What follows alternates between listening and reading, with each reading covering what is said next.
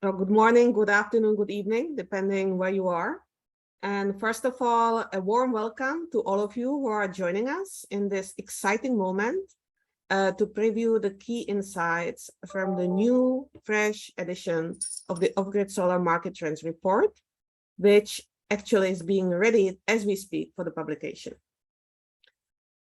So this webinar will consist of 3 parts. We will start with the headline trends presentation, which will give you an overview of the main findings of the report. And this will be followed by a panel discussions where we will have panelists representing the whole spectrum of off-grid solar stakeholders, so companies, financiers, governments, as well as enabling actors. And we will also include you in this discussion. So you will have an opportunity to ask questions. And this will be done through the Q&A tab that you should see on your screen. And you can ask general questions to the panel, or you can ask questions to individual panelists, and I will bring them into the discussion. I should also say that the session will be recorded and it will be shared afterwards. And finally, if you experience any problems, you can let us know via the chat, and we will try to help you if we can. So now we can start. My name is Dana Rishankova, and I am a lead energy specialist at the World Bank, working primarily on energy access. And I'm here also representing the ESMAP team, which was one of the main co-authors of the Market Trends report. The report is the latest in the series of reports that we publish every 2 years as a collaboration of the World Bank under the leadership of ESMAP and the Lighting Global Program, IFC, GOGLA, and additional partners this year, including Open Capital Advisors and Efficiency for Access Coalition. These series actually go way back to 2010, when you can say at that time there really was no market and therefore there were no trends. But there was an opportunity that we highlighted in the first report, and this opportunity gradually actually got realized by stakeholders that are here with us. And since then, every 2 years, we go back and reflect on where we are, where we're going, what trends are emerging and which of them really matter, and what needs to be done for the sector to fully realize its potential. So these reports are collective work across partners, but more than that, they really are a reflection of our collective knowledge as the sector at the given moments in time.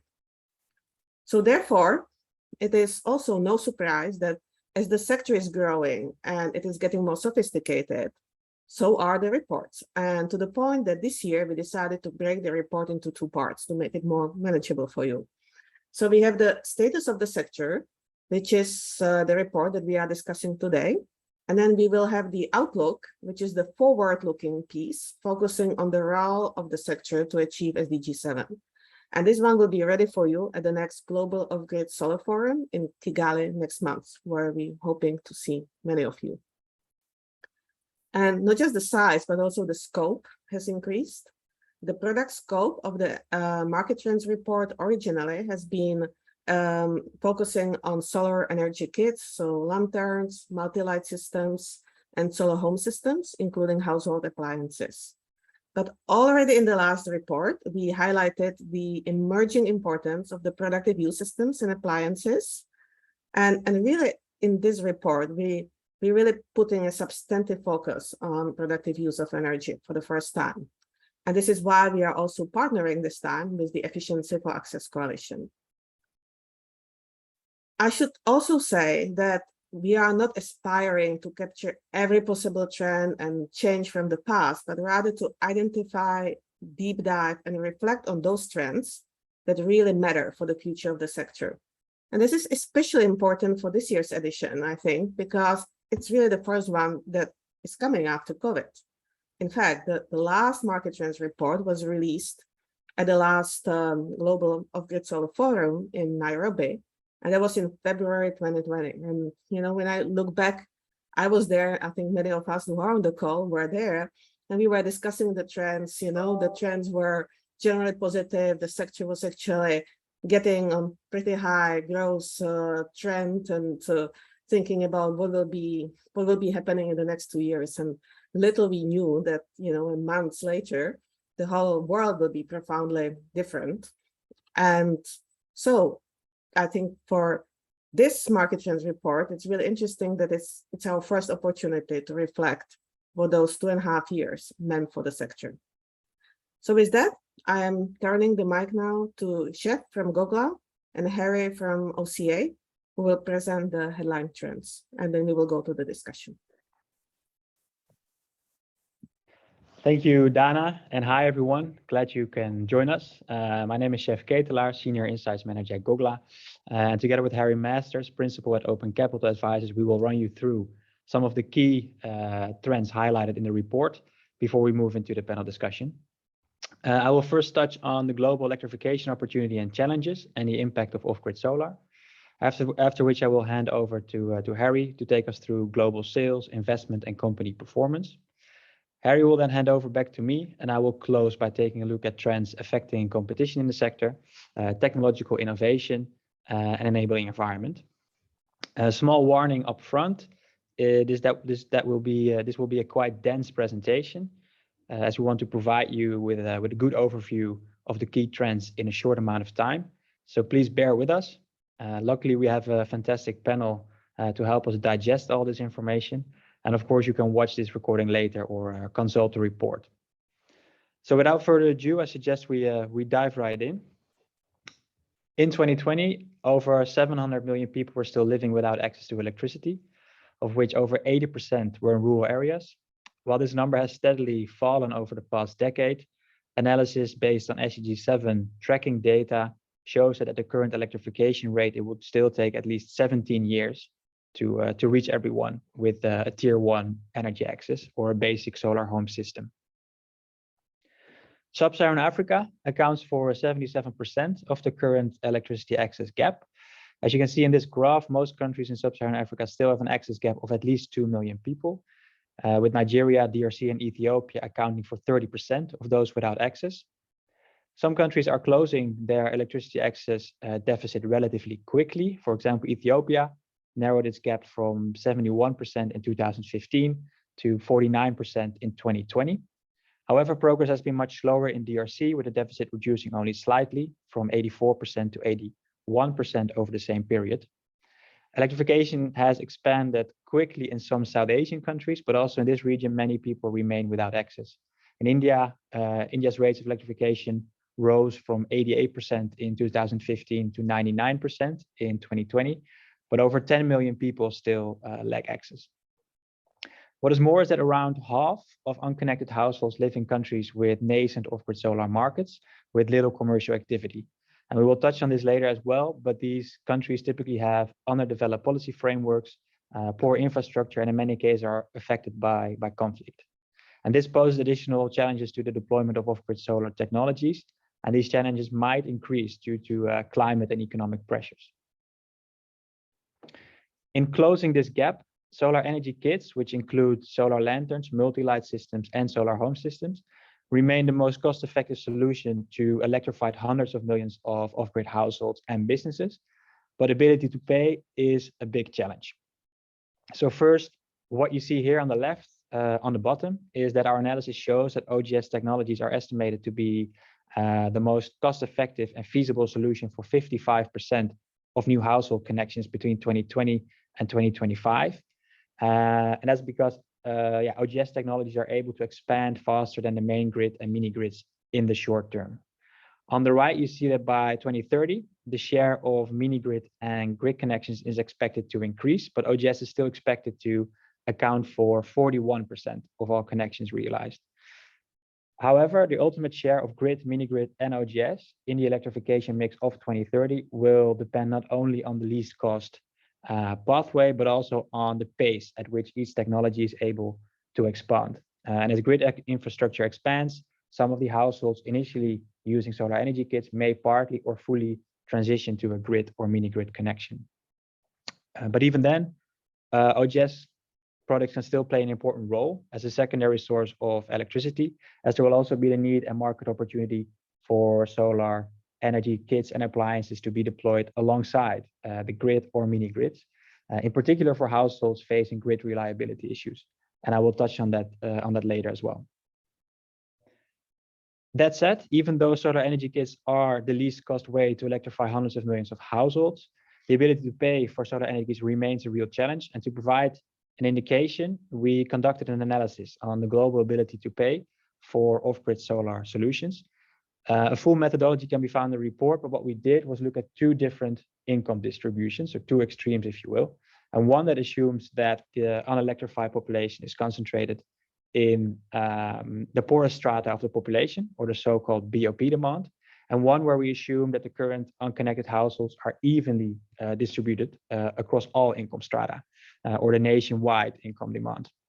And what you see here in this table is that if we assume that the unelectrified population is concentrated in the poorest income strata of the overall population, 456 of the currently 733 million unserved people would be able to afford a tier 1 solar energy kit, or a basic solar home system on PAYGO, that is.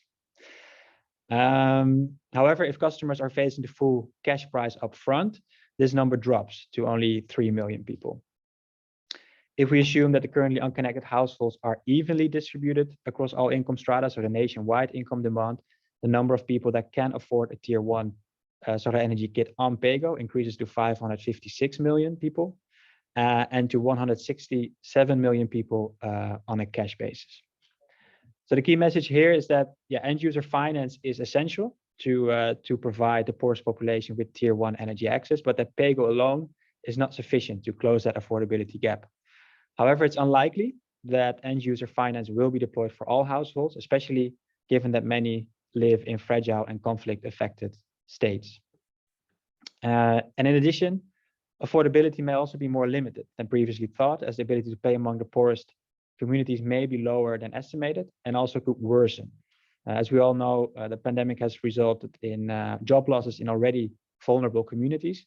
And overall, it's estimated that COVID-19 pushed 100 million people in extreme poverty in 2020 alone.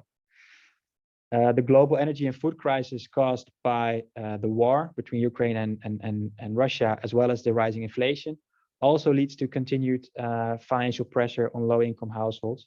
And the World Bank expects that it will push millions more people into poverty and will create a debt crisis for some countries.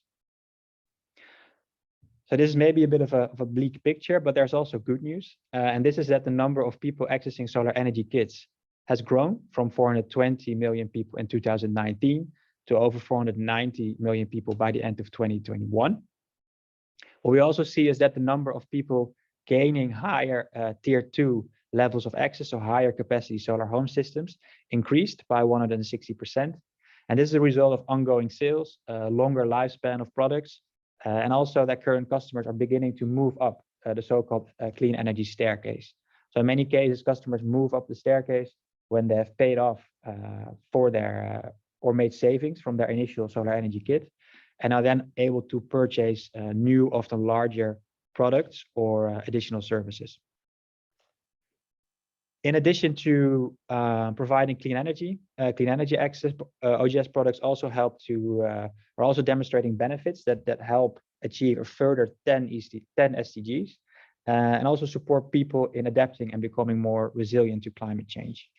Although the industry has not yet developed a standard framework to fully capture and monitor its contribution to climate adaptation and resilience, it is clear that OGS provides positive opportunities. So research, for example, shows that at least 370,000 jobs have been created in the off-grid solar industry, and an estimated 10 million enterprises are currently powered by OGS solutions. Thousands of solar water pumps are used to provide fresh, clean water, and 96% of farmers across 6 countries report an increase in productivity since using their solar water pump. Millions of people can stay better connected via phone, radio, TV, and internet.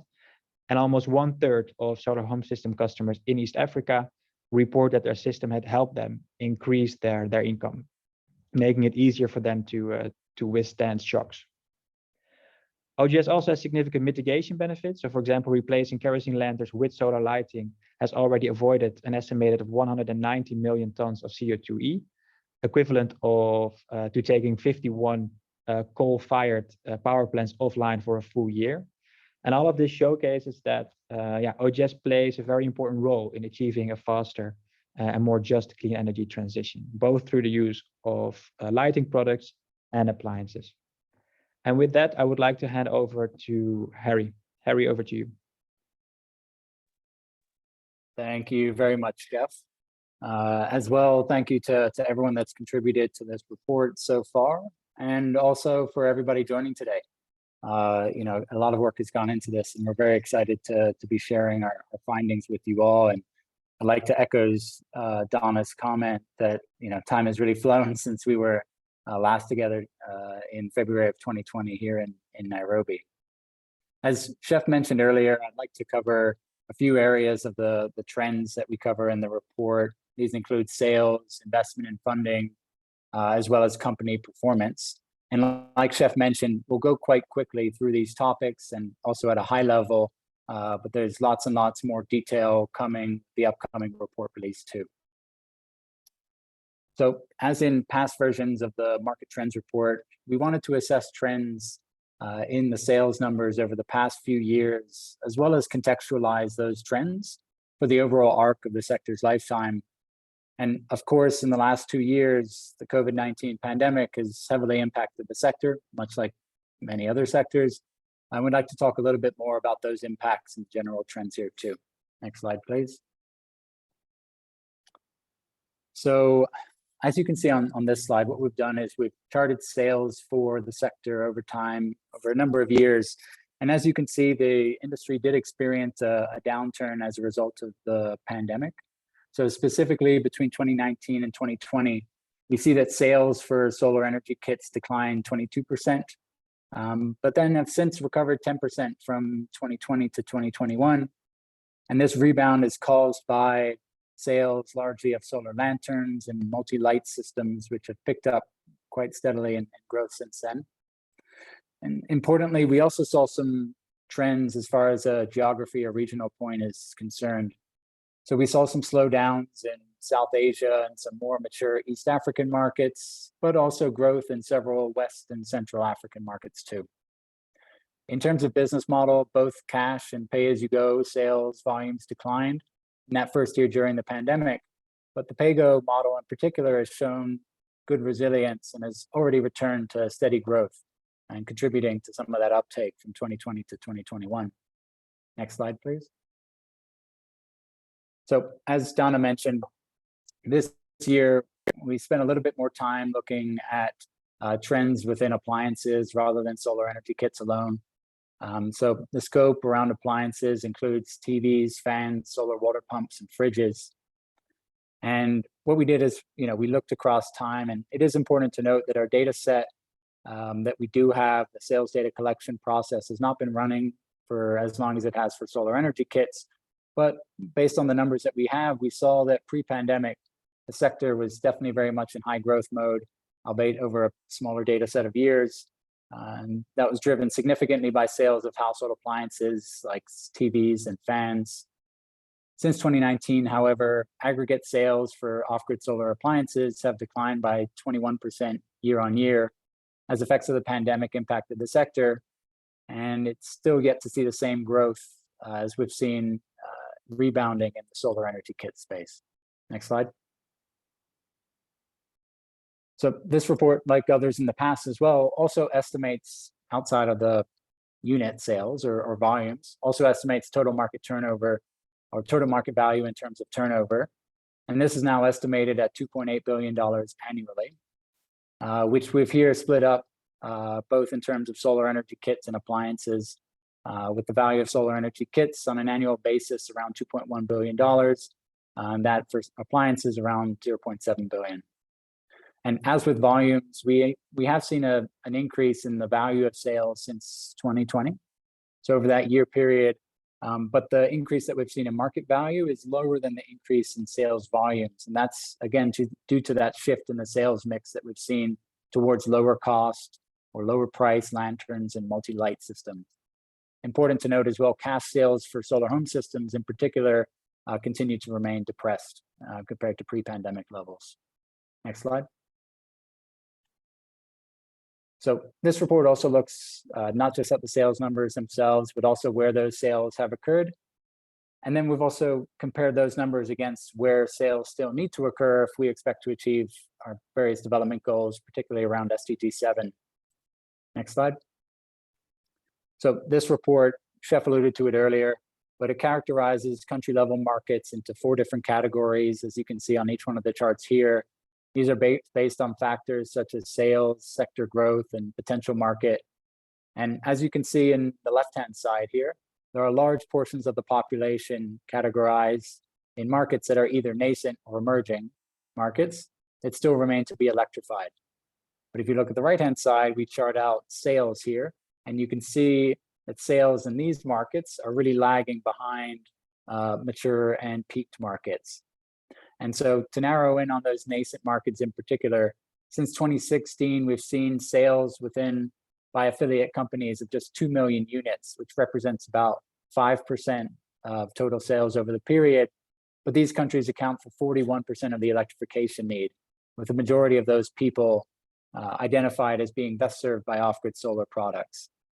And finally, last point on this slide, it's important to note too that though mature and peaked markets have a much smaller population that remains to be electrified, there is still a significant role for off-grid solar in particular to play to meet their energy needs on a household and also business level. Next slide. So similar to other reports in the past, we also took a close look at investment trends in the sector. And the big headline here is that investment levels in the sector have now reached $2.3 billion cumulatively since 2012. Next slide. And what we do is we've charted out the progression of investment on a year-by-year basis. And as you can see, over a number of years, that level of investment really plateaued. And then between 2020 and 2021, grew by 44% to reach $457 million in that year alone. And investment was largely, you can see the large contribution of debt was largely driven by debt to some of the largest companies. And also 2022 is also looking to be a strong year for investments. One thing important to notice, it's not specifically on the slide, but in 2021, actually 10% of that investment figure went to specifically productive use of energy companies, which represents an emerging trend in the sector. Next slide. One other trend, which was, I think, alluded to even in the last report, but it's become much clearer, was that there's a clear bifurcation of companies in the sector in terms of those that have raised a substantial amount of funding and those that haven't. So on the left-hand side, you can see we've plotted investment that are raised by 7 different companies, which we refer to as scale-up companies. Each of these companies has raised over $100 million each. And then on the right-hand side are investment that have been raised by what in the report we refer to as seed and startup companies. They have attracted much less capital, both on an aggregate basis, but also on a per company basis, as all of the investment here on the right-hand side is actually representative of transactions that have been recorded by over 150 different companies compared to the 7 listed on the left-hand side. So to sum that all up, 72% of current industry investment has been directed to those 7 scale-up companies, with a balance to the seed and startup companies, as on the right. Next slide. So as far as investment is concerned, the report also sought to understand the potential outlook of investment and collected some data with various financiers in the space. And what really came out was that despite this downturn, investors continue to see potential in the sector. So though they saw increasing levels of underperformance compared to other sectors in their portfolios from 2020 to 2021, as you can see in the chart on the left-hand side, most of those investors expect that to be resolved by the end of this year in 2022. Also, on the right-hand side, we can see that a majority of investors surveyed expect to maintain current levels of activity in the sector or even increase their investments in the sector, which points again towards the short-term outlook for sector investment being quite positive. Next slide. So beyond private sector investment, there is also further recognition across a wide range of stakeholders that public funding is crucial for this sector, particularly in light of the various development goals that the sector can support. Next slide. Thank you. In particular, interest in using results-based financing or RBF to reach customers and scale markets continues to grow. Since 2013, $211 million has been dispersed or is currently being dispersed to the sector. And important to note that over $100 million of that $211 million came on stream in 2020 alone, which shows a dramatic uptick in recent years. So these are being used for a growing number of applications, from helping scale up the penetration of quality verified products to reaching marginalized customers and even driving uptake of emerging technologies. And beyond RBF itself as a mechanism, stakeholders are also better understanding the growing affordability gap for users, which Chef spoke to earlier. And this has driven an increasing interest in end user subsidies. And while there is some risk that end user subsidies have the potential to distort commercial markets, they have in recent years shown that they can successfully reach low-income households where otherwise commercial markets couldn't. Next slide. So last section here, as mentioned earlier, we did want to talk briefly on company performance. And of course, some areas of the sector have proven quite resilient over the last few years, but many companies did struggle during the pandemic, particularly those with weak cash positions. Next slide. And we mentioned pay-as-you-go is one of the main drivers of sales, particularly for affiliate companies. And as you can see here on the right-hand side in 2021, as the sector was rebounding from the pandemic, pay-as-you-go represented 36% of sales volumes, but actually over 3/4 of the market value, particularly for affiliate companies, really showing the importance of that business models for companies in the sector. Next slide. Still, pay-as-you-go comes with its own risks. Surveys show that there's been a decline in the receivables portfolio quality of companies across the sector. And of course, that has a negative impact on company financial performance. That being said, there are indeed high-performing companies with good quality portfolios that offer success stories for the sector. And also a handful of companies that we went out and surveyed have reported being fully profitable, and others with varying degrees of profitability, which is very much a positive development for the sector. Jeff, I'll hand it over to you. Yes, thanks, Harry. Indeed, many companies struggled during the pandemic, which increased the pressure to implement clear paths to profitability. To cut costs and optimize business models, companies continue to outsource niche non-strategic function and digitalize operations. A few years ago, the market trended away from vertically integrated companies into specialized OGS companies, focusing only on a few segments of the value chain, such as distribution or financing. That allowed more partnerships across the sector. As a next step in market maturity, we now see a rise in non-PAYGO or non-OGS companies providing specialized services to the sector. And this trend, seen primarily in mature markets, is allowing OGS companies to increase their operational efficiency and also focusing on growing their core business functions. We see, for example, companies outsourcing their after-sales services, such as installation, repair, and maintenance, but also payment collection. What we also see is that companies across different markets move into beyond energy products and services to diversify their income streams. Companies are, for example, integrating PAYGO technology in more devices, such as smartphones, laptops, electric cook stoves, but also biodigesters and electric vehicles. Furthermore, PAYGO companies' data infrastructure, credit risk algorithms, and software platforms enable them to offer a range of financial products, such as small loans, small business loans, school loans, but also health insurance. Large PAYGO players have invested quite heavily in recent years to build the technology and the teams to enable this expansion. And further innovation driven by advancements in data infrastructure and analytics are on the horizon.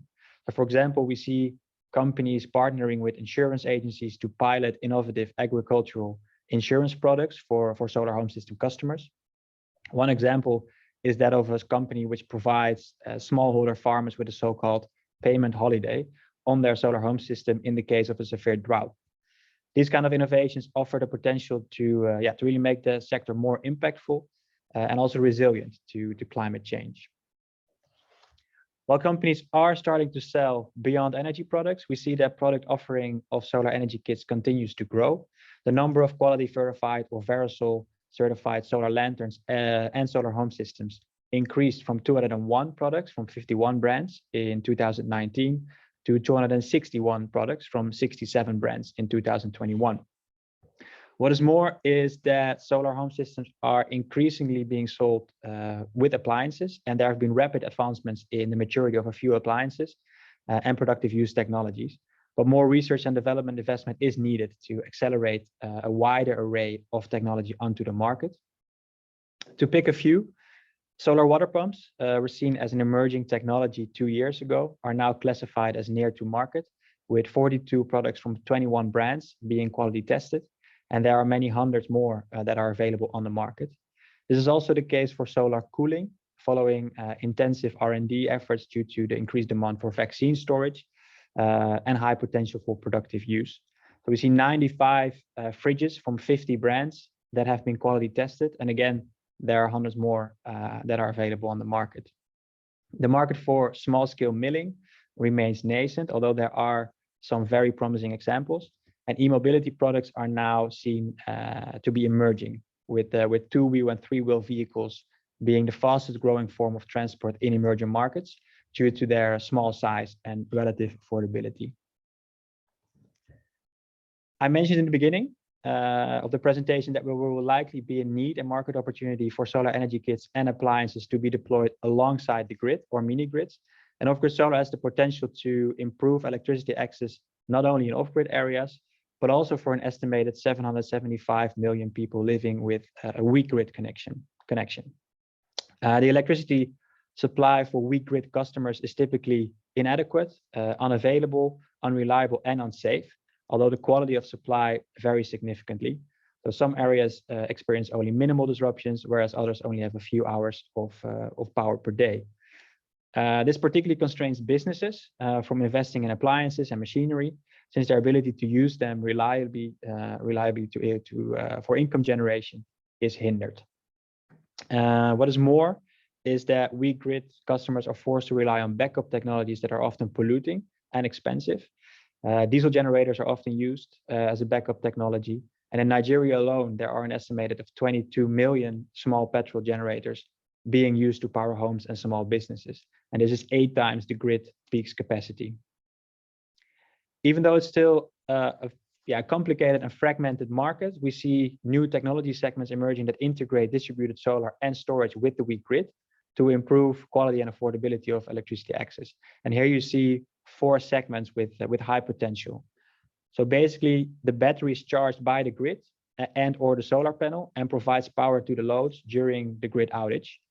There's also an emerging class of smart lights and appliances that have inbuilt batteries that can continue working during outages, and appliances that work on both direct current from solar and alternate current from the grid.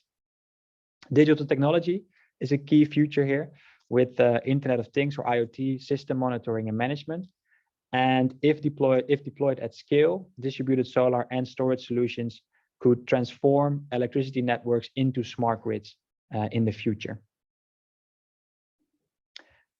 I will end with some key trends on the policy front and enabling environment. First, governments are increasingly embracing off-grid solar as a viable energy access solution. Many governments are including off-grid solar in their integrated electrification plans, alongside the national grid and mini grids. And at least 12 countries completed their plans in the last 2 years. However, we also see that only a few governments are adopting and implementing their integrated plans at a pace that matches their SDG 7 ambitions. And this is often due to limited institutional, financial, or technical capacity, and or a lack of a strong regulatory framework. That said, many governments have increased their efforts to support the deployment of off-grid solar technologies and the scale up of off-grid solar markets in their countries. And in the past few years, we especially see increased interest in powering healthcare and climate smart agriculture, also among development partners. The World Bank Lighting Global Program has expanded its remit to include productive use technologies such as solar water pumps, mills, and sewing machines. The World Bank also supports electrification of public health centers and schools.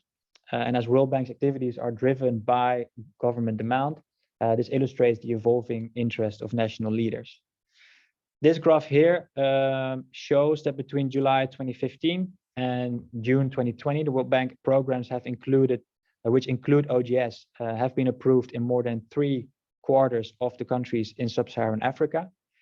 Including technical assistance, the total amount committed since July 2015 is over $2 billion. And of the 2 billion, more than 470 million in specific support for OGS and 160 million in related technical assistance has been approved since 2020. Other development partners have also broadened their scope and or continued their support for healthcare, electrification, and productive use of energy products. For example, in 2022, Power Africa announced a new public and private sector alliance that plans to electrify 10,000 healthcare facilities in Sub-Saharan Africa, while NDEF and the IKEA Foundation launched a 3-year sustainable energy for smallholder farmers program worth $8.1 million in 2021 to increase the use of productive use of energy appliances in Kenya, Uganda, and Ethiopia. Lastly, I want to finish with highlighting that given the millions of off-grid solar products that have been sold over the last decade, there have been some concerns on the appropriate handling and disposal of e-waste that have emerged among governments and the broader industry. Only a few countries in Sub-Saharan Africa, including Rwanda, Nigeria, Kenya, and South Africa, have e-waste management facilities that are equipped to handle end-of-life products from off-grid solar. And cross-boundary movement is often complex and expensive. However, what is promising to see is that several countries, in addition to promoting quality standards, have started to develop or strengthen their existing waste management laws and regulations. And this means that in the future, companies will likely increasingly need to plan for e-waste regulation and build it into their operational plans and processes. And with that, I would like to hand over to Dana and the panel. Dana, over to you. Thank you very much, Chef and Harry, for this excellent and thought-provoking presentation. And now I would like to turn to the panelists to give us their thoughts about how these trends resonate with their experience of the last 2.5 years. So introducing the panel, first of all, I must say that as you see in the picture, we were supposed to have Anik Muhammad, the Director General of the Energy Directorate of the Ministry of Infrastructure of Rwanda. But unfortunately, we have learned that she is not well today, and therefore she will not be able to join us. So we're wishing her a fast recovery. And unfortunately, that means that we will not have a government representative at this panel, but we still have a very rich panel. We have Geoffrey Manley from the British International Investment, who is representing the investors in the sector. We have Carl Scar of D-Light, who is representing the off-grid solar industry. And we have Makena Ireri from the Efficiency for Access coalition that is representing the enabling actors of the sector. So my first question will go to Carl. Carl, looking back, how would you summarize the last 2.5 years for your company? How has D-Light evolved? What's new for you? And how did the sort of COVID macro and the external trends affected you in a positive or negative way? And above all, are you optimistic about the future? And I would like to ask all panelists to keep the answers short, 2 to 3 minutes, so that we can have more of a conversation, and we can also take lots of questions from the audience. And audience, please put your questions in the Q&A. So, Carl, to you. Yeah, thanks, Donna. Yeah, I'll try to be brief. And actually, I think Jeff and Harry did a pretty good job of covering a lot of the impacts over the last 2.5 years, because the things they're describing about the industry ring true to D-Light as well. It's been a difficult 2.5 years since the last GOGLA forum. We had a combination of COVID lockdowns, the war in Ukraine, reduced tourism in a lot of our markets, a lot of inflation as well, that have all led to a reduction in disposable income for our customer base. And I think that's had two main impacts for D-Light. One is related to our existing customers. So as Harry showed previously, there has been a reduction in ability to pay from existing customers, and there's been a deterioration in portfolio quality. So collections have gone down on the existing portfolio, and those have rebounded somewhat more recently, but it's still below the pre-pandemic levels. So that's been one impact. Another impact has been a demographic kind of shift in terms of who's buying which types of products. So we've seen a shift towards from larger solar home systems down to more entry-level home systems, tier 1 home systems, and then also to pay-as-you-go lanterns.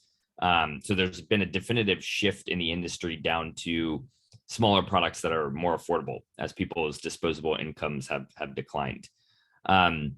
You've also seen several other impacts related to supply chain.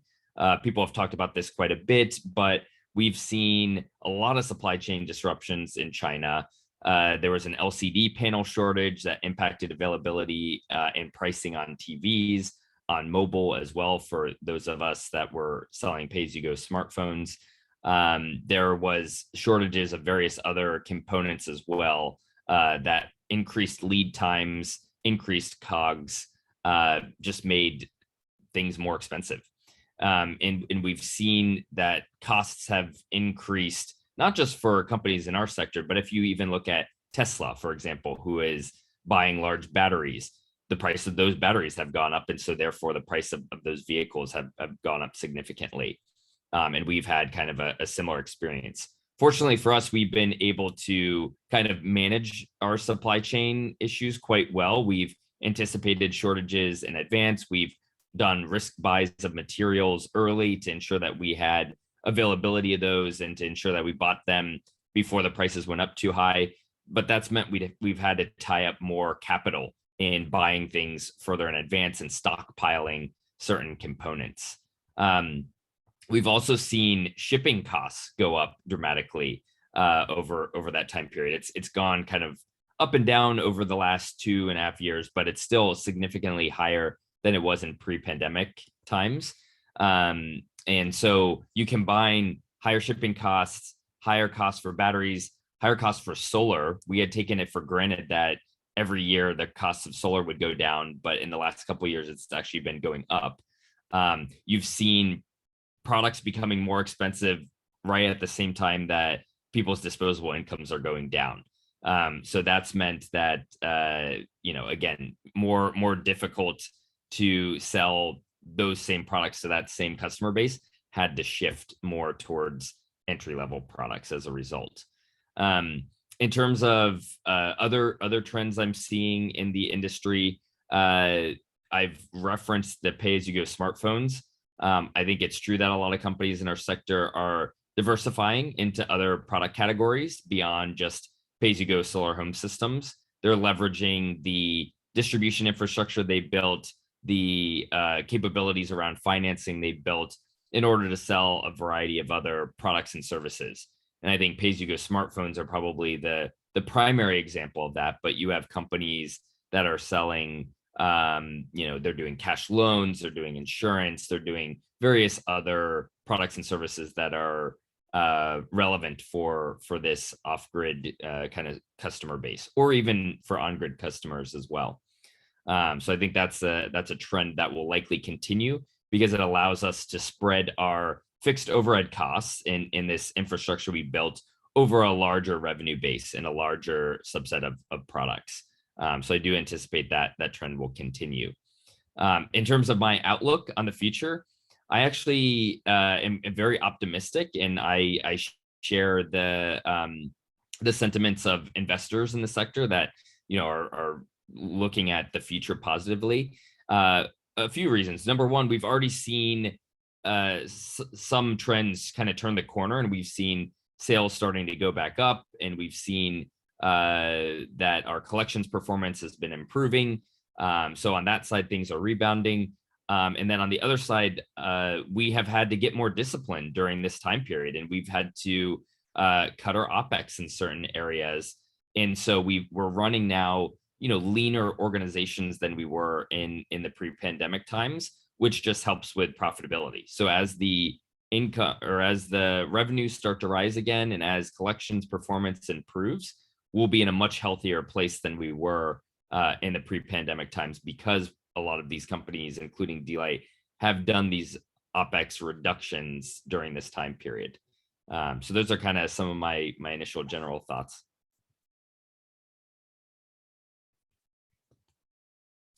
Then I think you're still on mute.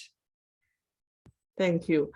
So thanks, Carol. So what I hear from you, I think what I observe, right, is the main challenge being on the customer level, that we basically, instead of seeing the affordability gap going down, right, which is a trend that we would have seen before COVID, that the prices were going down, while hopefully the affordability and the willingness to pay and the ability to pay of the households was slowly going up with the economic development. And now we see the opposite trend of actually this gap widening. And as I have said, unfortunately, we do not have Annick here, we don't have the government representative here, but maybe from your perspective, just a follow-up question, right? Where do you see the role of the government and the development partners to help to close that gap? Yeah, I think they'll play a very important role in that process. And I think as an industry, we had previously had a position that we were against demand side subsidies. We were, we thought it would be market distortive. We were only in favor of supply side subsidies. I think what you've seen though in the last couple of years, and we were actually talking about it at the last GOGLA forum, even before the pandemic made it, even more essential, that these demand side subsidies are going to be crucial in bridging that affordability gap. And we're seeing roughly, 30-40% of off-grid households can't afford even an entry-level pay-as-you-go solar home system on a pay-go basis. So if that's the case, there's only one way to bridge that gap, and that's through some level of government subsidy. And if you look at customers that are on grid right now, they're already receiving subsidies from the government in the form of governments kind of propping up the utilities. These utilities are all losing massive amounts of money every year. And instead of increasing their rates, they're getting, bailouts from the government. So it seems only natural that if you're subsidizing the wealthier subset of the population that is, has a grid connection, you should also be subsidizing power for the lower income segments that are being served through solar home systems. Thanks, Carol. So certainly the governments and the development partners will need to step in, and subsidies will need to be a part of the solution. But the other part, obviously, is to find better ways how to provide affordable finance to both companies and to the users. So maybe I'd like to turn to Jeff, because what we have heard from the report is that this is still an issue, right? Getting enough finance and getting financing at the terms that is needed is still very difficult, especially for smaller companies, for new startups, and especially actually both on the early stage equity, but also on the debt side. So Jeff, how do you see that, and how can this be solved? What can we do to get really the financing that we need for the sector? Hey everyone, hey Donna. So I think as Carl highlighted, this has just been an incredibly challenging couple of years, and I think we just have to recognize that. And I think investor appetite for the OGS sector has been reduced, but it's really been across asset classes. I think there's just been general risk aversion for a variety of markets and certainly the geographies that we work in.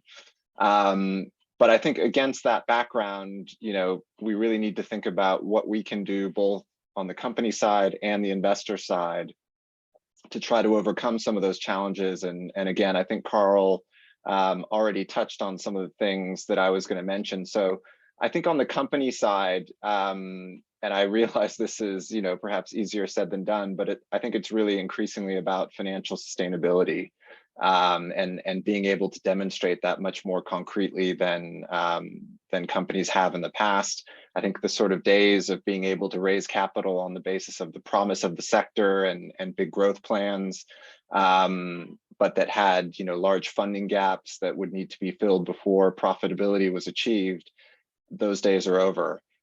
So companies are going to need to be much more efficient with their capital, much more attention to managing overheads, to managing credit, to unit economics.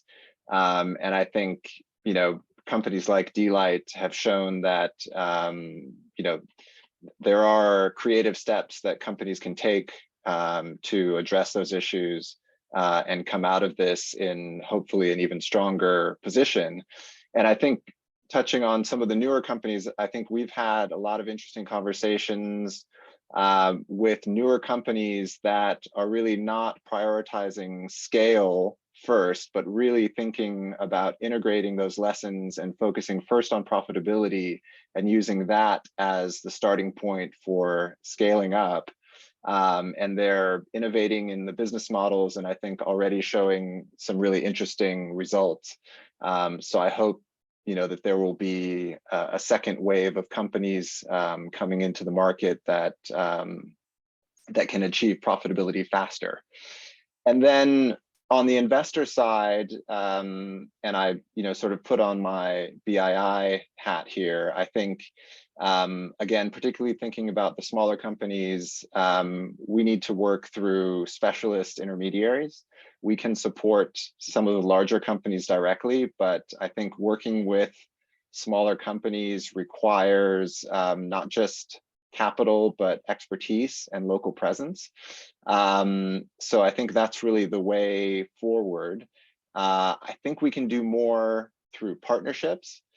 I think we can do more through blended finance. And I'm thinking, particularly from our perspective, the Energy Access Relief Fund was a fund that we were instrumental in helping to establish to help the sector with a specific focus on smaller companies and supporting those companies through a difficult time period. And I think I give a lot of credit to CEMA, who I think have done a fantastic job executing a very difficult mandate there. And so I think those types of vehicles in an environment where risk appetite is lower, we can use blended finance to provide risk mitigation to bring in more capital. And then I think also, for both DFIs and other development partners, continuing to support market development with TA. We've provided TA, for example, for the Distributed Renewable Energy Credits Initiative. That was something that was highlighted in the report. And I think that's the type of thing that can generate new revenue streams for companies and can actually enhance profitability. So I think if we can try to address some of these issues on both the company side and the investor side, then hopefully we can sort of build more confidence coming out of this difficult period. I think that would allow us to attract new investors in. Hopefully then that would allow for more recycling of capital. I think a lot of the early stage investment hasn't been able to exit. It's still in those first generation companies. And so if there can be more secondaries and more exits, I think at least some of that capital could be recycled and redeployed to some of these earlier stage companies. So those are some initial thoughts.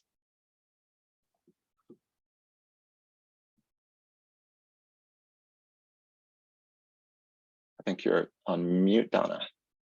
I'm doing it again, sorry. So I will, thank you very much, and I will get back to you on some of the things that you have said, but a few things that sort of resonates and that is really coming out of both yours and Carl's thoughts is this issue of actually getting out of COVID, maybe better prepared for the future, in the sense that the companies had to do some hard thinking about how to be more efficient, how to be more innovative, and that can actually serve us well moving forward. But that, on one hand, there will be a continued tension, because on one hand there will still be this focus on profitability that is really important in order to attract investors. On the other hand, we have this race for SDG 7, right? And we have the call on the companies to serve all these people that you have heard that are in difficult markets. And it will be interesting to see in the future how basically these two pressures actually play off. And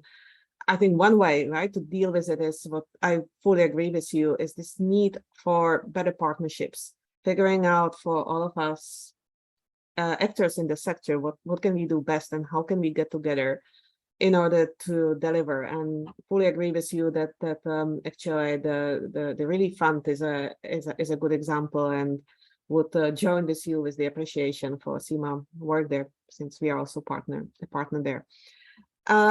I'd like to now move to McKenna, and maybe just to change the topic a little bit for a while, and that is on the productive uses. And in a sense, this is an essential part of the equation, right? Because if we have this affordability gap, one way to deal with it is to help households to actually get higher incomes. If they get higher incomes, they can pay for electricity. But it's also difficult, right? Because in order to do that, they have to get access to productive appliances, and those are not cheap either. But we have seen tremendous progress in the technology development and business models for productive systems and appliances in the past. So maybe you can give us your thoughts about what has happened in the last few years, the progress that has been achieved, and what can we expect in the near term. Thanks, Dana. Yes, it's true. Productive have this circular problem of, being a means for increasing affordability, but at the same time being too expensive to afford to begin with. But there has been moves, like you say, and the MTR identifies that there have been a lot of maturity in the technology, which is good to see. And even though the sales haven't quite recovered from pre-COVID sales figures, we're still seeing quite significant sales, more so than we'd seen, when we're starting to talk about productive use maybe 5 years ago. And so that's encouraging. And a couple of things have happened. Our attention has really come to productive uses. Companies have started expanding their range of productive uses. Funding is being attracted into productive uses from donors through programs, but even directly to companies, right? And that's enabling a couple of things. And one of those things is R&D. So the research and development that is being poured into productive uses, finding the right technologies, finding the right business models, the technology fits to the customer base. I think that's really important, and matching those. And we're seeing those bearing fruit. For example, one of our R&D partners at Efficiency for Access Coalition managed to reduce the cost of their product, the refrigerator, by 32%, participating in one round of the R&D fund, right? So I think we can see this potential of, money deployed into R&D really maturing technology. I think the other thing is that the quality has gone up. Quality assurance is a big thing for the sector, started in lighting, but is progressing to appliances as well. And with increased quality, we have increased confidence. We can benchmark performance and durability, and that really helps customers to have confidence in the products, but also to have this kind of infiltration of products across, like solar home system companies can add these products to their portfolio with confidence, and that de-risks that a lot.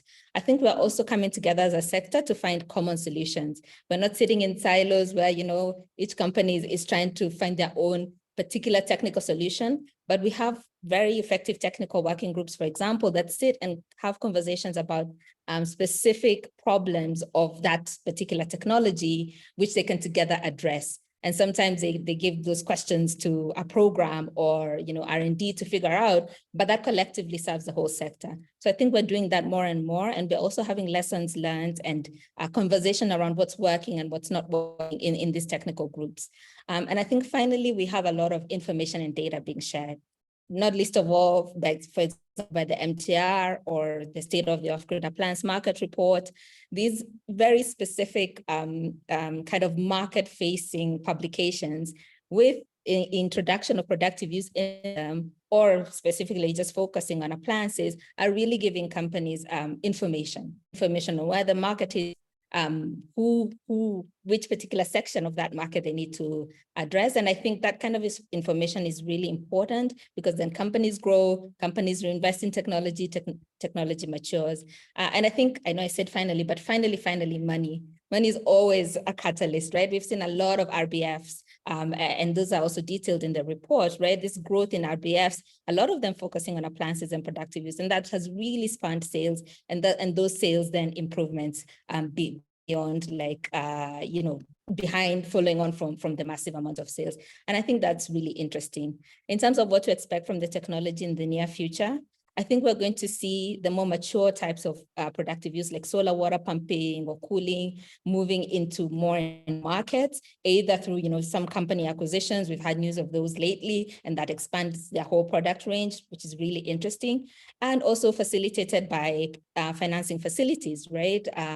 Efficiency for Access is about to launch one together with GAP that really focuses on productive use, for example. And so I think that's really going to push products into new markets. I think we're also concentrating on cooling technologies a lot, spurred on by the urgency of climate change, the urgency of, resilience of our food systems. And so I see that being a really growth area that the market can look forward to. And then also experimenting with the scales of the technology we're offering, right? Is it right-sized for the needs that we're identifying, or are we indeed delivering a solution that's more of a future solution that we have to grow to? So matching the technology to the current need, and that might mean scaling down the ambition of what that technology is able to do. And those are hard calls, but some that we might have to make as a sector in the near future to kind of spur on productive uses.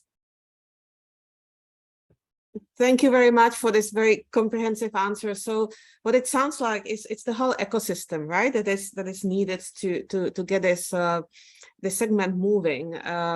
Everything from technology where R&D is still needed, to business models, to awareness for the consumers, to better data to understand, what consumers want.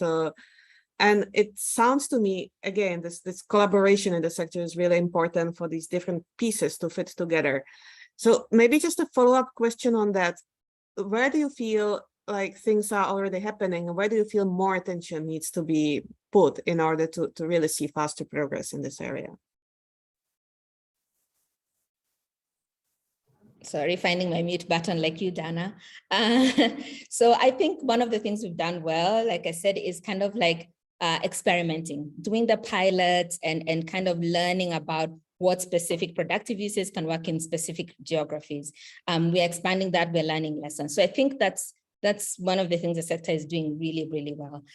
We still need more evidence, right? Because it's very contextual productive use, right? We can't talk about it, for example, in a national geography. We have to go to the point of value chain, to the point of region. So we can't talk about like a solar water pumping solution for Kenya. It has to be solar water pumping solution for Kenyan farmers, Kenyan tomato farmers. So that kind of detail I think is still missing so that we can target better.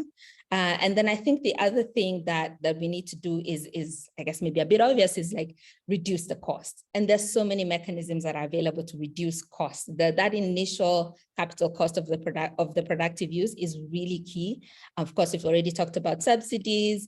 We can be quite flexible in design that can also reduce costs. We can leverage other sectors. I think that's one of the things that could be really promising, because if we attract kind of bigger players into the market, higher sales by, for example, doing utility financing, these products get then incorporated in other energy contexts, and that means it's just more sales, brings down the unit cost. So I think we can really experiment with involving other parts of our sector and not being so siloed. And when I say that, I also mean other adjacent sectors like agriculture, water. These are the kind of guides who will help us to formulate the value proposition for the end user. And in the end, it just really relies on that value proposition being right and being enough to kind of, for this, what is essentially a really heavy investment for the end user. And so bringing in agriculture, bringing in water, and cooperating with these sectors and the partners really, like you've talked about, I think is key.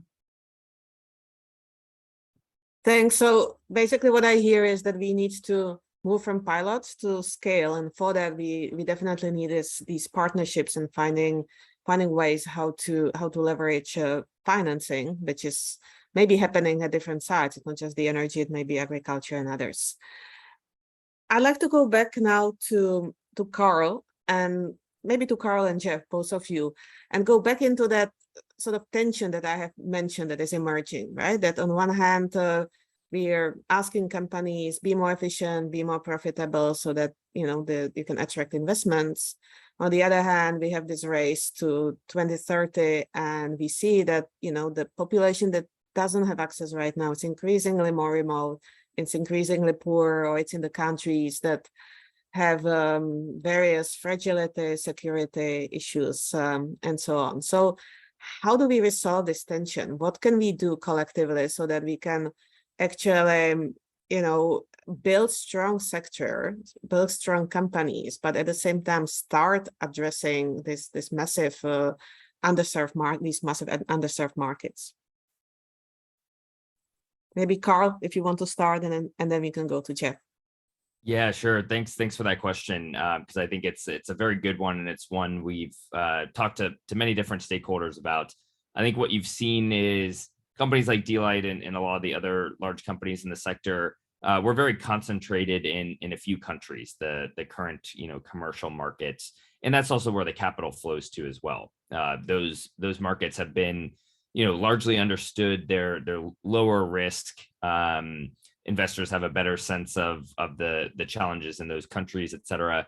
And it becomes difficult to leverage that same capital that we're able to utilize in countries like Kenya, Uganda, Nigeria, in more nascent and unproven markets. So if we're trying to expand to a country like DRC, for example, and how do we address this challenge? Because commercial capital wants to come in after this has been proven out and you've shown that it works, but it's kind of chicken and the egg. Someone has to prove it first to then leverage that commercial capital. And so I've seen a lot of interesting kind of financing facilities and donor facilities that have been put in place to address this exact issue. I think a good example of that is one of the things Acumen is working on, their Hardest to Reach initiative. So they're trying to figure out how do they encourage companies like D-Light to enter these either fragile or just more risky markets that are currently not being served by the large players in our industry. And I think they have some really creative ideas on how to de-risk that new country entry, on how to capitalize those entities in those countries. But I think it won't be a silver bullet, right? It's not just going to be like Acumen alone is going to solve this problem. There will need to be collaboration between many different donors and governments in order to address these challenges around these very difficult markets. And each market probably has its own challenges, right? Some of them, the actual size of the commercial market is quite small, so it wouldn't get prioritized because it's just a small off-grid market. Other countries, it might be that there's conflicts either ongoing or has a history of frequent conflicts, and therefore quite risky to enter that market. So I think there won't necessarily be a one-size-fits-all solution, but there'll be a combination of things like supply-side subsidies to help companies establish their operations in those countries, demand-side subsidies to help stimulate the demand for those products in those markets, innovative financing structures like what Acumen is working on with their Hardest to Reach initiative. So I think it's going to be a combination of different initiatives by donors, governments, and investors that create a conducive environment for entry into these more nascent markets. But I do think it's something that needs to be a focus for the industry, because it is very true that today the majority of the dollars being spent and the majority of the attention in the sector is on a very small portion of the countries, and basically half the off-grid population in Africa lives in more of these nascent markets, these either conflict or fragile markets. So we do need to solve that if we're going to meet SDG 7 by 2030. Thanks a lot for that. So you mentioned that, we will need a variety of ways how to address this, of which though some obviously on the government and donor side, some subsidies on both supply and demand side will be needed, but also more innovation in the financial instruments and in financing. So on that front, going to Jeff, what do you see the role of DFIs, right, in this space, and what do you think is needed in order to get more funding into these nascent markets from DFIs, but also, then what do you need to see from the governments? What do you need to see from other donors in order to facilitate such flows? You mentioned blended finance earlier. Give us your thoughts. Yeah, so I think blended finance is definitely interesting. And I guess just, to sort of reiterate that I think there's a profitability pathway for solar home systems companies, but that may be incompatible with achieving SDG 7 on the timelines that we want. And I think we just have to recognize that, and we have to understand that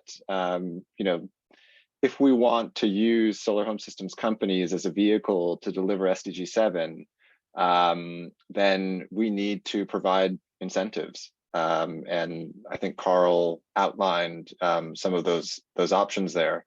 I guess what I would add to that, a couple of things. I mean, one, I think in some of these countries, there are specialized local last mile distributors.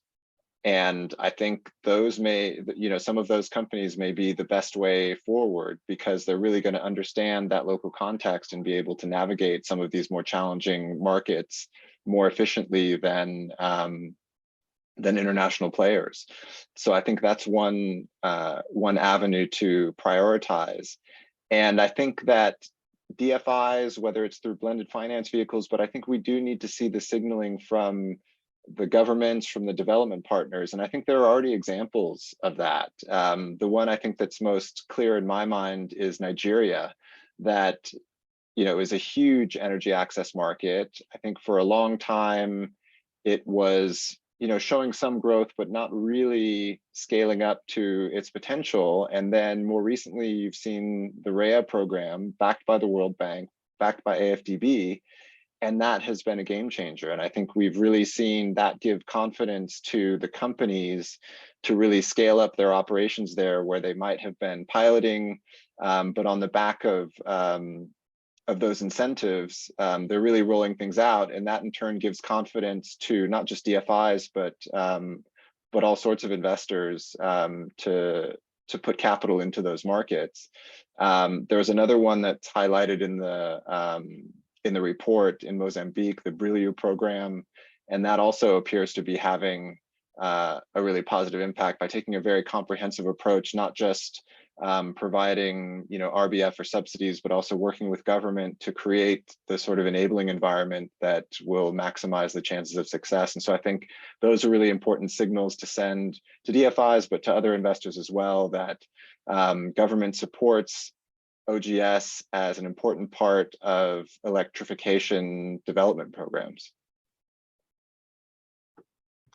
Thanks, and that is a very good point, that it's not just about funding flowing into these markets, but it's about building the enabling environment and then back it up, right, with national programs that actually come with that funding at the scale that is needed. I would like to actually turn to some of the questions that are coming from the audience, and one was on productive uses that we have already discussed, but one is related to the end-of-life management. And I think the question is about whether This is something that whether the trend goes towards outsourcing that,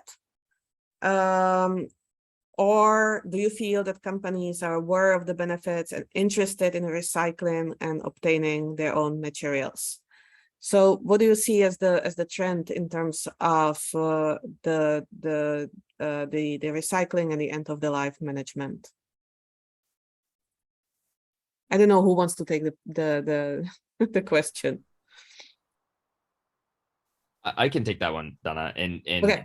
Before I answer that one, I just wanted to quickly tie onto something that Jeff was saying. I think Jeff had referenced the REA program in Nigeria, and I think that's a perfect example of the type of subsidy program that is effective in encouraging private sector players to make more investments in a market. And we've seen how impactful it's been in terms of before and after what the sales have looked like. So, I would highly encourage anyone who's looking at subsidy program design to look to the REA program as an example of a well-designed subsidy program that achieves that target. But on the question around, I'll view it as more of an e-waste type question, like what happens at end of life of a product. So it's definitely a challenge for the sector. I guess the fortunate thing is our products have quite long lifespans compared to, like a mobile phone. Our products last for 8+ years. So we basically reached end of life for some of our early solar lanterns that have been in the market. But the vast majority of the products that we've sold have not yet reached end of life. And in terms of what we're doing today, we have partnerships established with various e-waste providers, where when we are able to recover that e-waste, we have a method through which we can have it properly disposed of. I think the biggest challenge, though, is how do you get that e-waste back? You have products that are widely dispersed in deep rural areas throughout the country. How can you recover them? And we did a grant program through CLASP and Global Leap, where we were actually offering incentives for people who brought back their end-of-life products or products that were no longer functioning. They got a pretty heavy discount on a new product, and that worked quite well in terms of incentivizing people to return their e-waste so that we could properly dispose of it. But again, that was a grant-funded program, and the question is, at scale, who kind of covers that cost? Because it wasn't something where we could make a financially sustainable model off of it.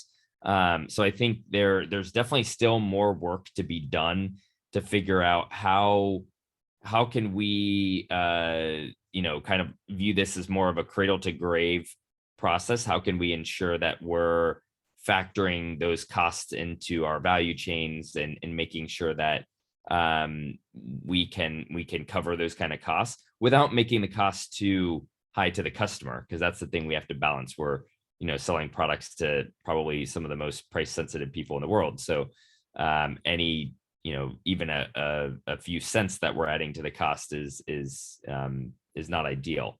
So I think that's kind of a challenge out there in how donors can support in propping up a model that doesn't put all of the burden onto the private sector players and therefore onto the end customers of the product.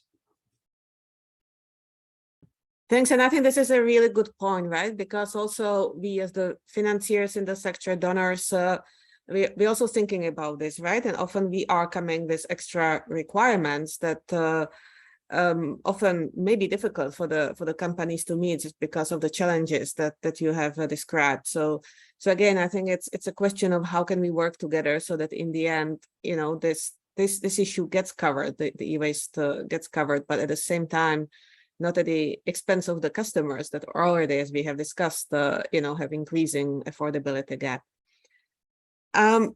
We could continue for a long time, but I think we will be getting close to the closing. So I actually would like to ask each of you for a closing statement. And I'd like to maybe move a little bit towards the future. So as I have mentioned earlier, we will have the outlook section of the report that will be discussed in Kigali. And we will, as a part of that, look into what are some of the game changers, right? What are really some of the developments, if they happen, they really can sort of shift the sector towards this growth path that we need. So I'd like to ask each of you, from your perspective, what do you feel would be a game changer for you? Something that will really help you to expand what you're doing, something that will help the sector to grow and also achieve its goals and its contributions to SDG 7. And so maybe let's start with Makena. Thanks, Dana. I think for me, it's about attracting new financing into the sector, especially into the productive use sector. And my eye is really on the carbon market, because productive uses, we know that they are some of the best contributors into mitigating the amount of carbon we're putting out in the atmosphere, but also for building climate resilience and adaptation. We know that these are some of the best products, and coupled with renewable energy, then it's kind of a perfect solution to mitigate and build resilience. And so how do we attract that carbon money into the sector to support the growth of these productive uses? How do we price that carbon? How do we quantify the resilience that we're building or the mitigations that we're making so that we can price them and then attract the funding? For me, that would be a game changer. Thank you, Makena. So financing, Jeff, what do we need in order to get more financing? I was actually going to say something similar to what McKenna just touched on, but I think, I mean, it's you know, we're targeting low-income customers with these companies, and you know that generates impact, but it also makes profitability challenging. And it makes margins tight because there is this affordability challenge. And so I think if there are opportunities to generate alternative revenue streams, whether it's through carbon markets or the DRECs that I mentioned earlier, I think that would really, or through subsidies, as in Nigeria we discussed, I think that would be potentially very powerful in unlocking this sort of profitability challenge and allowing and encouraging companies to go further down towards the base of the pyramid in a way that's sustainable, to achieve even more impact than we're having already, which is not, I mean, I think, you know, we have to just sort of stop and recognize the amazing impact that these companies are already having, and overcoming, you know, so many challenges. But I think if we could unlock some of those additional revenue streams, that could be incredibly powerful. Thanks, Jeff. So, Carl, you have a wish?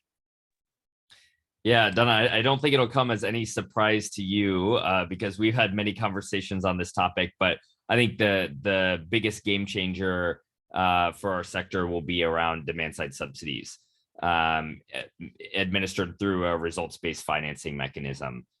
We've seen in the past, this results-based financing mechanism has been utilized quite effectively to provide supply-side subsidies and to get companies to enter new regions or enter new countries.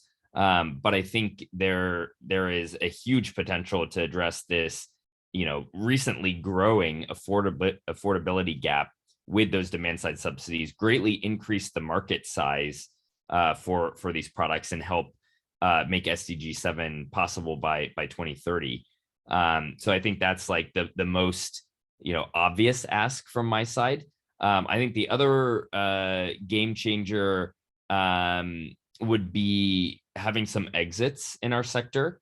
You know, as Jeff referenced earlier, you know, a lot of the investors in our sector haven't been able to recycle their capital because it's still tied up in the investments they've made previously. So if we're able to get, you know, some exits in our sector, get that capital flowing back to investors to then be reinvested in other companies in the sector, I think two things. One, it frees up that capital. Two, it gives some proof points for, credible exit paths. So I think there are multiple companies, including D-Light, that are getting close to that stage of looking at an exit. And I think as these, first generation companies start to actually achieve those exits, it will only bolster the entire industry and help other companies in raising capital for themselves as well. So I think those are the two, kind of biggest game changers in my mind. Thank you for this observation. So I think on the first one, there's quite a convergence, right, in the game changers across all three of you, that there is a need to find a way to bridge this affordability gap. And that means to find an efficient way how to channel funding, public sector funding into this channel, into bridging this affordability gap. But also, I think what McKenna has brought up, right, finding new sources of finance to do that, because the public sector funding is always limited. So I think as we are all moving towards COP27, it will be good to see how we can find a way to get more climate funding into the sector. And your second point, Carl, also well noted, right? That we need to, hopefully the sector will be moving towards more maturity, and that will mean that we will see some of the exits in the first round of the companies and more funding available for others. So with that, I'm going to end my part, and I'm going to turn quickly to Bill Gallery from IFC to close the session. Thank you very much, Dana, and thanks to all the other panelists for the really interesting thoughts and insights you gave us on the sector and the report, and also to Harry and Chef for presenting to everyone a preview of the findings from the MTR. As Dana said, my name is Bill Gallery. I'm from IFC. I coordinate our work here in the off-grid solar sector, including collaboration with GOGLA, with the ESMAP through the Light and Global team, with E4A and OCA on this report. And I just wanted to close out the webinar today with a few kind of key points on next steps and logistics. So first, I think we received a few questions on how people will receive the report. We will be emailing it out to everyone who registered to participate in this webinar and the one we had earlier today within the next 2 weeks, hopefully a little sooner than that. So please check your inboxes, and if you've signed up for this webinar, you will receive it. And then subsequent to that, it'll be available via all the partner websites for anyone who didn't sign up for today's sneak peek session. Also, as I think we alluded to, this was the first part of the report, the State of the Sector report, looking backwards. There's going to be part 2, an Outlook report, which will be published at the Global Off-Grid Solar Forum and Expo, which is in Kigali in about 3 weeks, 18 to 20 October. That one, as Donna mentioned, will be looking forward-looking, so projecting where the sector goes from here, potential growth, potential investment through 2030, what the prospects are for meeting SDG 7, and what the potential game changers are that will help us actually achieve that goal. So please keep an eye out for that. If you're going to be at Kigali, it'll be launched there, and if you can't make it to the conference itself, we'll obviously also be sharing it much more broadly. And finally, just one more plug for the forum itself. You can see the link to the website here. If you haven't already registered or you're thinking about attending but haven't signed up yet, please do. It's going to be a great event. First time for many of us in a few years to see everyone and get out there and network. So really hope that everyone joining us today will be able to make it, and we'll see you all there. And with that, I think we're done. Thanks everyone for attending. Thanks again to all the speakers. And we will hopefully see you in a few weeks in Kigali.